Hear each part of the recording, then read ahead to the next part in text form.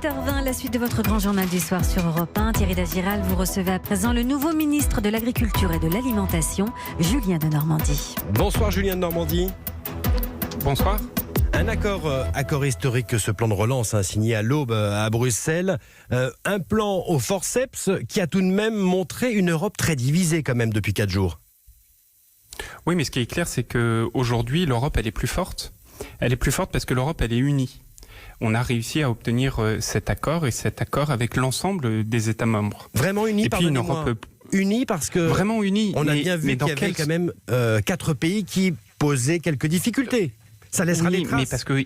Mais parce qu'il faut prendre les contraintes des uns et des autres. Mais ce matin, en se réveillant, tous les Français ont pu constater que l'Europe, elle était unie, que l'Europe, elle était plus forte parce que face à cette crise inédite que nous avons tous traversée, eh ben, l'Europe, elle savait apporter des éléments de réponse. C'est ce plan de relance absolument historique de 750 milliards d'euros. C'est ça dont on parle, avec des mécanismes nouveaux, avec des financements qui sont orientés vers, par exemple, la transition écologique, vers, par exemple, l'agriculture, vers, par exemple, toutes les transformations qui vont permettre demain à l'Europe d'être encore plus souveraine, d'être encore plus indépendante. Et au final, cette Europe, elle est plus forte parce que nous sommes unis. Elle est plus forte aussi parce que l'Europe, elle a été ambitieuse. Elle a été ambitieuse avec ce plan de relance. Elle a été ambitieuse avec de nouveaux mécanismes pour protéger les Européens. Et donc, je crois véritablement que cet accord historique, il fera date et que ce soir, on est face à une Europe qui a su se réinventer, se renouveler, dépasser ses désaccords pour obtenir cet accord historique. Julien Denormandie, il y aura combien? On a dit 40 milliards, c'est ça pour la France? Exactement, ça c'est sur le volet du plan de relance dédié à la France. Et donc c'est des investissements qui vont permettre de faire ces transformations. Avec un plan, pardonnez-moi, avec un plan qui pose aussi des conditions climatiques, ça c'est important aussi, hein. C'est important parce que ce plan, il vise à quoi? Il vise, par exemple, si je prends l'agriculture, à renforcer cette souveraineté alimentaire européenne, cette souveraineté alimentaire française également. Songez qu'au moment où on se parle, l'Europe est dépendante, par exemple, sur le volet des protéines. Mais qui peut comprendre que nous sommes en train d'importer telle ou telle matière première fait de protéines, parfois produites dans des pays qui ne respectent pas les mêmes règles environnementales que les nôtres. Et donc il faut qu'on avance, par exemple, sur cette souveraineté alimentaire.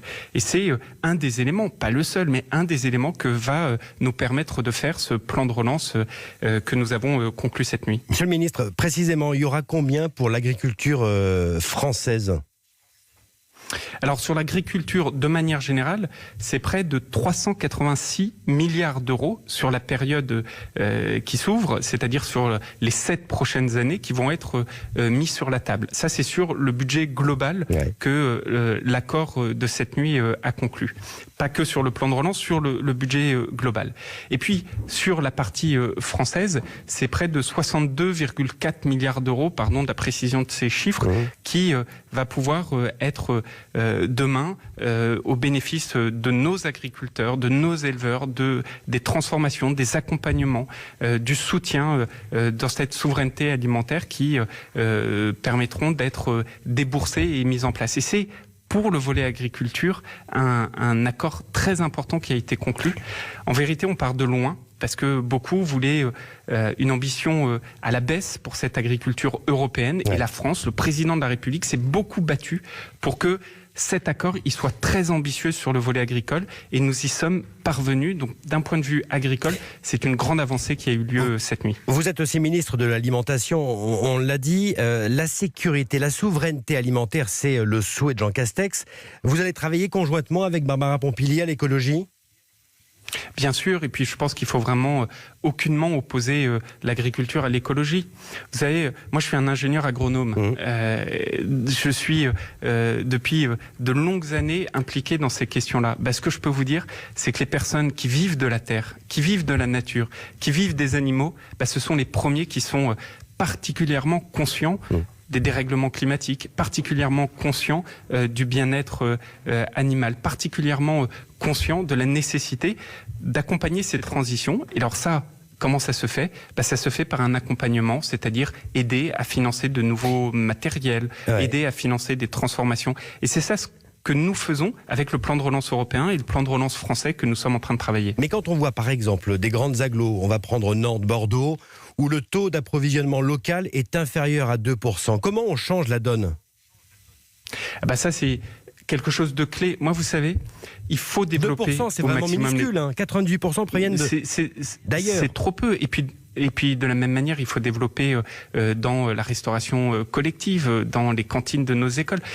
On a une chance fondamentale, c'est que l'alimentation française, c'est l'une des meilleures au monde, si ce n'est la meilleure au monde.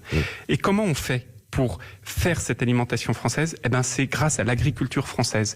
Et pour s'assurer qu'on ait de l'agriculture française, vous savez, il n'y a rien de mieux que les circuits courts, ce qu'on appelle les marchés locaux. C'est ça qu'il faut développer. Et comme vous l'avez très bien dit dans votre question, il n'y en a pas encore suffisamment. Et donc, dans le plan de relance européen, mais surtout dans le plan de relance français, comme l'a dit Jean Castex, on va mettre le paquet sur ces circuits courts, parce que c'est l'une des façons de valoriser cette agriculture française, et donc d'avoir de l'alimentation française, et donc de prendre soin de la santé de nos concitoyens. Monsieur le ministre, c'est toute la logique de l'agriculture française qu'il faut changer, culture, logique, depuis des décennies. Ça fait des années qu'on investit majoritairement dans les productions pour l'exportation. Je pense par exemple à notre blé. Mais il ne faut pas opposer, là aussi, les différents types de production les uns par rapport aux autres. C'est très bien que l'agriculture française exporte, c'est essentiel. C'est des milliers d'emplois qui sont ainsi fournis grâce à cela. Et puis, c'est très bien que cette excellence de l'agriculture française, on puisse en faire bénéficier d'autres. C'est bon à tout point de vue. Mais cela n'empêche pas que si vous exportez, vous puissiez servir localement les marchés qui vous entourent. Et c'est ça, toute la logique que nous sommes en train de faire. Moderniser là où il faut moderniser, créer ces circuits courts là où il faut les créer, et puis protéger notre agriculture. Et comment on fait ? La première des choses à faire, c'était de faire en sorte qu'on ait une politique agricole commune, une politique européenne qui soit ambitieuse et forte. C'était tout l'enjeu des négociations de ces derniers jours. Et je dois dire que nous sommes parvenus à un accord ambitieux pour l'agriculture, et c'était nécessaire, et il faut le saluer. Julien de Normandie, on parle d'environnement, d'une agriculture plus propre, et en même temps, le modèle agricole français est complètement dépendant du pétrole. On le voit actuellement dans les champs avec les moissons, bien évidemment.